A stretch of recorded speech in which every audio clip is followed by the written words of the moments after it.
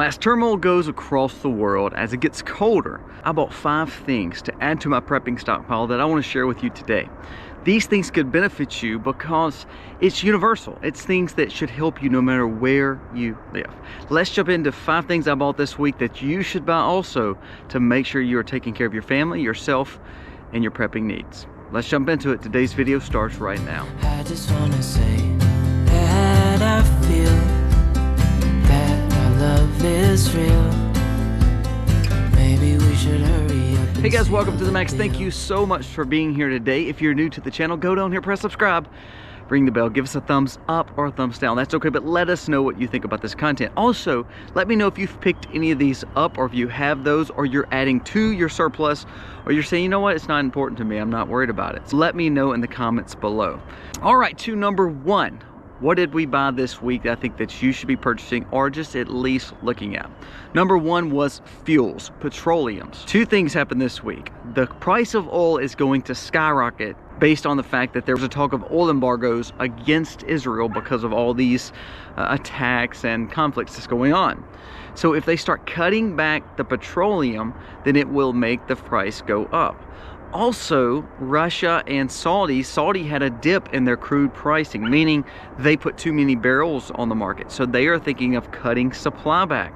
So if the price goes up based on embargoes, plus there's more shortages because the barrels per day will go down because they want to stabilize, quote unquote, stabilize the market, that means the price of fuels will go up. So therefore, my goal is I want to take care of all the fuels that I have. So I bought 2 extra 5-gallon gas cans this week. That gives me 2 more gas cans that I can fill up. So I have gas cans filled up, which is for hauling back and forth if I need to. We have our we topped off our main big tank that we keep at our home. We also have a diesel tank that we topped off. We bought more oils, antifreezes. We even bought more propane tanks, filled them up, because guess what? It's getting colder. So I want to make sure that I have all the needs for my grills, for my portable heaters, things like my buddy heaters that I hunt with, my little buddy that go inside. Also, I can utilize even in my home if I needed to. So I bought more fuels this week. I think this would be a good investment for you. Think about it. Do you need petroleum to cook with? Okay, so start buying cooking oils. If you're needing petroleum such as lights, look at kerosenes. If you're needing them for your automobiles or for other things like oils and gases, start buying those and trying to find ways to put them up safely. Now, I'm not telling you to stock so much that you're not rotating your supplies and they go bad, but if you can start purchasing fuels, I think you're going to save money now than allow it to get more expensive, especially as we talk about winter. Remember, everything goes up in winter, including propane, natural gas, and petroleum of all sorts. Number 2, I bought a tactical self-defense tool. Now, why did I buy that? It added to my stockpile, it added to my surplus, and I also got the brass or the needs that go along with it. We live in a volatile world, we live in a crazy world, and anytime that I can buy an asset that does not deplete in value, it's good. This was a good deal because it actually come from a pawn shop. The gentleman called me, he said, hey, I got traded it in, he no longer wants it, it's about half the value that he wants for it, so I got it for about half price. So when you start building those relationships, I told you, when you start building community and building relationships, you can pick up good deals. This was one this week I picked up. Personally, I think it's a great buy. I think it's always a great buy to have a self-defense tool, especially one that can keep your family safe. Number 3, I picked up powdered goods. So I bought more freeze-dried powdered goods. Now, we powder our own food. We have freeze-dried foods. We have tons of that. But this week I bought powdered milk. I bought extra protein, all those things that typically we need as we go into the cold season if we get in a bind. When we have calcium, protein going into our bodies and having it in a dry powdered form, it allows us to have a little bit more security. For instance, right now, we are drying up our cows. They're called freshening up, so they go through a season before they drop their next cow in December. And then we'll start back milking. So for about a month and a half, we have the milk we freezed and the milk that we powdered. And then we said, you know what, let's buy some just in case, because you never know what we may need. So I went and bought extra protein powder this week, organic only, and meat sourced, such as a carnivore style protein. And then I also bought dry powdered milk. Now I'll leave the link below to Legacy Food Storage and My Patriot Supply. Check those out, they both have those options. You can go to your local stores if you have a local store that sells those powdered goods. Tons of protein powders at Walmart, so you can check what's best for you. But that's another thing that I invested in this week. Number 4, This was one that I guess because I'm going out of town, I have to go out of state. I told you I get a little just finicky, and I have a lot of extra anxiety when we go places that we've not been before. So I bought 2 new tires. Now the tires I bought were spares. I put them on hubs so I could put them in the vehicle. One for a trailer that I'm hauling and one for the main vehicle. Now you know we have donuts and spares that already are on our vehicles, but we this week taught our son how to take it out, take it off, use the jacks properly, put it underneath the car, and actually change the tire.